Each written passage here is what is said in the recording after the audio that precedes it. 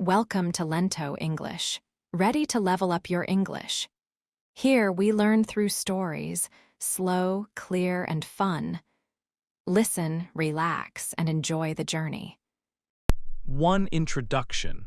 Why do we often hear about Iran today? Iran is involved in conflicts in the Middle East. It supports some groups with weapons and other help. This makes the world ask many questions. Why does Iran do these things? What is its plan? It is interesting because the United States and Iran were once very good friends. They worked together closely. So why are they now strong enemies? What happened in the past to change this friendship into deep conflict? This is a puzzle we will explore in this book. To understand Iran's story and its place in the world today, we need to learn some basic ideas first. One very important idea is about Muslims. The Muslim world is divided into two main groups, Shia and Sunni. This division started long ago because people disagreed about who should be the leader after the first leader of Islam. Most Muslims around the world are Sunni, but in Iran, most people are Shia. This difference between Shia and Sunni is important in many conflicts in the Middle East. Another thing to know is that people in Iran are called Persians. Their culture, language, and history are different from Arab cultures. Arab people speak Arabic. Persians speak the Persian language. Iran is located in the Middle East, but it is not an Arab country. Iran's place on the map is also very important. It is located in a key area between different parts of Asia and the Middle East. It also has valuable natural resources, like a lot of oil and natural gas. Because of its location and resources, powerful countries have always been interested in Iran and tried to have influence there. Understanding these points, the Shia-Sunni difference, the Persian-Arab difference, and Iran's location and resources, will help us understand why Iran acts as it does today and how its long past connects to the news headlines we see now. 2. A land between powers. In the 1800s, Iran was ruled by kings from the Qajar family. The country was called Persia then. The king was in charge, but religious scholars also had much power. People listened to these scholars called ulamas. Sometimes the ulamas had more influence than the king. Iran was in a difficult place between two big countries, Russia in the north and Britain in the south. Both Russia and Britain wanted to control parts of Iran because of its location and resources. Russia fought wars against Iran. Russia won and made Iran sign unfair agreements like the Treaty of Gulistan and the Treaty of Turkmenchay. Through these treaties, Russia took land from Iran. They also got special rights for their traders and military inside Iran. Russia became very strong in the north. Britain also grew strong, mostly in the south of Iran. Britain wanted to protect its way to India. They also made agreements that helped them. This made things hard for local Iranian traders. Foreign traders from Russia and Britain had advantages. Iranian businesses like selling cloth suffered. Later, in 1890, the king gave a British man the right to control Iran's tobacco business. Tobacco was important for many Iranian people and traders. This made people very angry. They protested against the king and the foreign company. The religious scholars, the ulamas, supported the people. This protest became known as the tobacco protest. The pressure on the king was very strong. In 1892, the king had to cancel the deal with the British company. This event showed that the ulamas and the people together had power against the king. It was an early sign of people wanting more say in their country. 3. The black gold problem. Later, people learned about a big possibility for finding oil in Iran. A British man named William Darcy heard this news. He saw a chance to make money. He met with the Iranian king, Muzaffar. On April 16, 1901, they made a deal. This deal gave Darcy the right to look for oil in Iran for 60 years. If he found oil, he could take it out and sell it. Darcy started a company with the Iranian government. Its name was the Anglo-Persian Oil Company.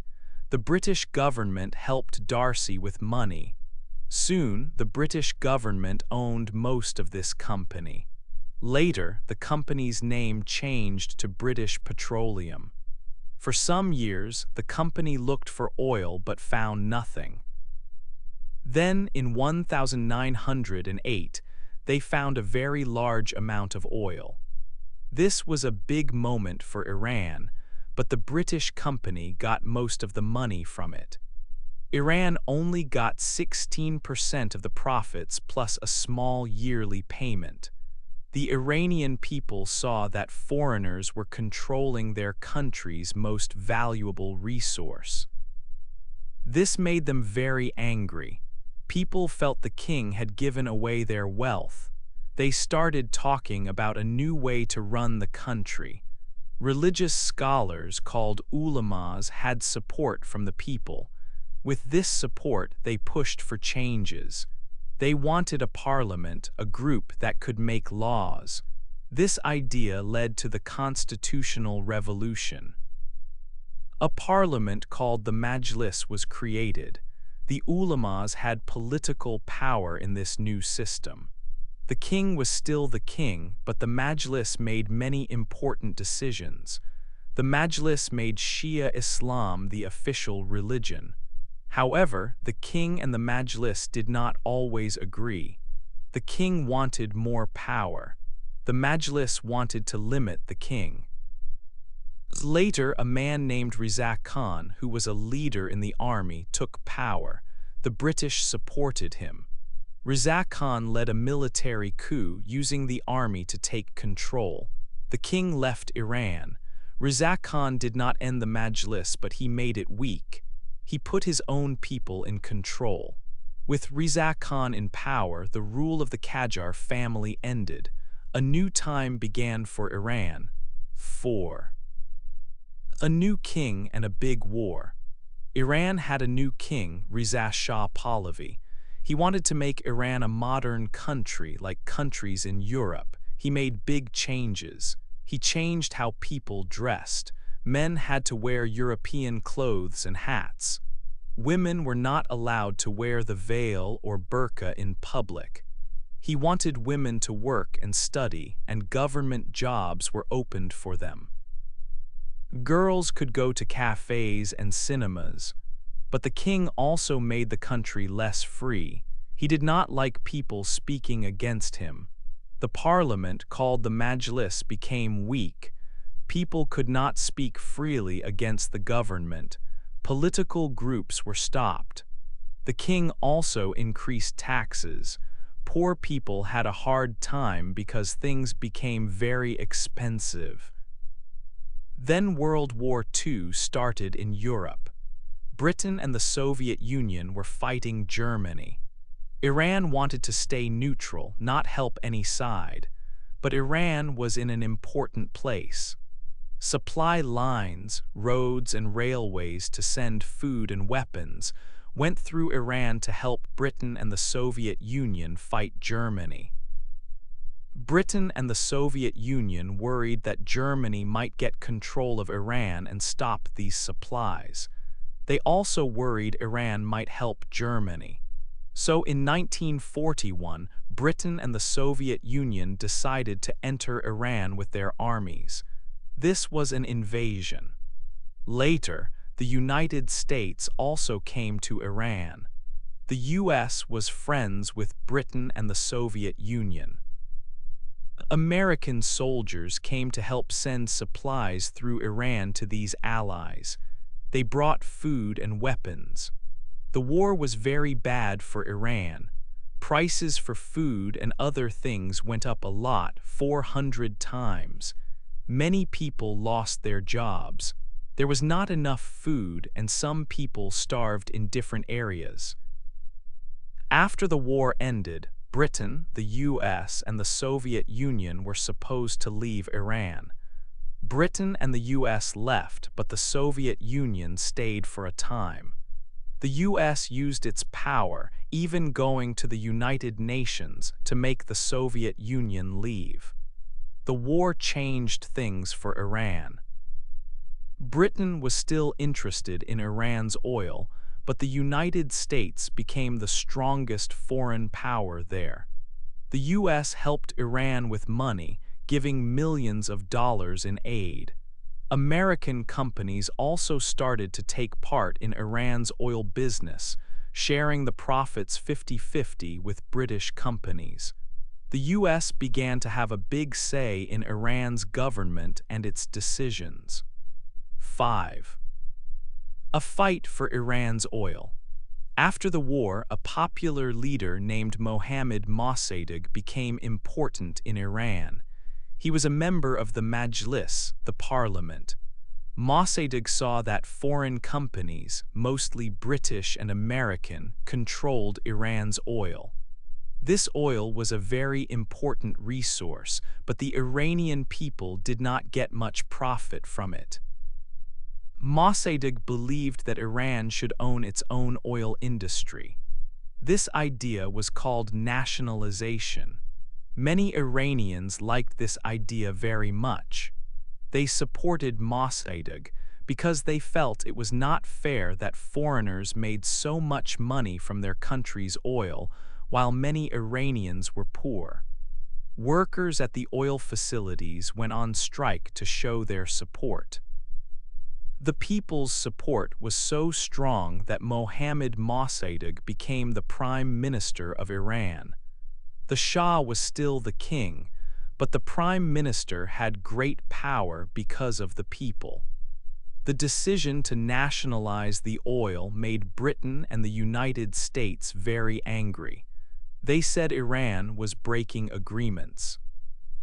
In response, the US and Britain put strong economic punishments called sanctions on Iran. They stopped buying Iran's oil. This caused big problems for Iran.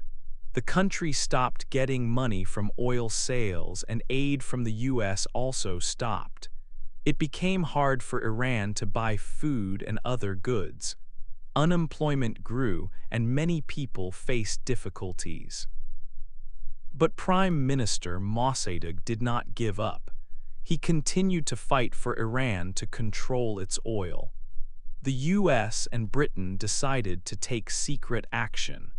The American CIA and the British MI6 made a plan to remove Mossadegh from power. They worked with some people inside Iran who were against Mossadegh and supported the Shah. In the year 1953, this secret plan led to a coup, which is when a government is suddenly and often violently removed. Prime Minister Mossadegh was overthrown. The Shah, Mohammad Reza Shah, who had less power before, was put back as the ruler with full control. The foreign oil companies, now including American ones, got back their power over Iran's oil. This event was a big change for Iran and for its relationship with the US and Britain. 6. The revolution begins. After the changes, the Shah became very powerful. He had strong support from the United States. His rule became more strict. He controlled things tightly and did not allow people much freedom. At this time, a religious leader became important. His name was Ayatollah Ruhollah Khomeini. He was a Shia Muslim scholar and spoke against the Shah. Khomeini said the Shah was not good for Iran. He also said that the United States had too much power in the country. Khomeini talked about corruption and how the Shah's government was unfair.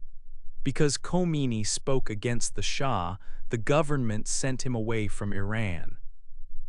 He went to live in other countries, but even far away, his words reached the people in Iran. People recorded his speeches on audio tapes. These tapes were sent secretly into Iran. People listened to them and shared them. Khomeini's ideas about change became very popular. More and more people in Iran started to disagree with the Shah. They felt angry about his rule, the foreign influence, and the lack of freedom. Big protests started happening in many cities across the country. People went into the streets to show they wanted change. Sometimes the protests were very big with thousands of people. The Shah tried to stop the protests. He used the army and police. They used force against the people. Many people were hurt or killed. The Shah hoped this strong action would make people stop, but it did not work. The protests continued and became stronger. The situation in Iran became very difficult for the Shah. The protests did not stop and the country was in trouble. Finally, in January of 1979, the Shah left Iran. He went to another country, leaving his rule behind. This was a very important moment for Iran. The time for a big change had arrived. 7. A new type of country. After the Shah left, Ayatollah Ruhollah Khomeini came back to Iran. Many people were happy to see him. The country needed a new way to be governed. In April 1979, there was a national vote. People voted on what kind of country Iran should be. Almost all the votes, 98%, were for making Iran an Islamic republic. This meant Iran would not have a king or a system like other democracies. Instead, religious leaders would have the main power. A new system of government was made. At the top was a supreme leader. This leader would make the final decisions for the country. Soon after, on November 4, 1979, a serious event happened. Students went into the United States Embassy in Tehran. They took 52 American people who worked there. They held them as prisoners for 444 days. This event caused the United States and Iran to stop all official communication. The friendship that was once there was completely broken. While the new government was starting, a big problem began. The country next door, Iraq, started a war with Iran. This was in 1980. The war was long and difficult for both sides. It lasted for about 8 years until 1988. This war was very costly in lives and money. It also helped the new government in Iran become stronger. It made the government and many Iranians feel more strongly against Western countries, especially the United States, which they felt had supported Iraq in the war. 8. The story continues today. The history we have read helps us understand the news about Iran today. The problems between the United States and Iran are still happening for many reasons from the past. One big issue is Iran's nuclear program. Iran is making uranium stronger. To make weapons, uranium needs to be about 90% strong. Iran has reached about 60%. Other countries worry about this. Sanctions, which stop trade, make money problems for Iran. This also makes it hard for Iran to pay for its nuclear program. Iran and Saudi Arabia are big rivals in the Middle East. Both are Muslim countries, but Iran is mostly Shia and Saudi Arabia is mostly Sunni. Saudi Arabia is seen as a leader, but Iran wants to be a leader too. They support different sides in conflicts in the region. Iran also helps groups like Hezbollah in Lebanon, Hamas in Palestine, and the Houthis in Yemen. These groups often stand against Israel and the United States. By helping them, Iran tries to become more powerful in the region and show its strength. Because of sanctions from many countries, Iran's economy is not strong. Many people in Iran are poor. The events from history, like the revolution and the hostage crisis, still affect how the United States and Iran feel about each other. So, the long story of Iran, its fight for oil, its revolution, and its new government system, explains why Iran is in the news today and why it has problems with some countries in the world.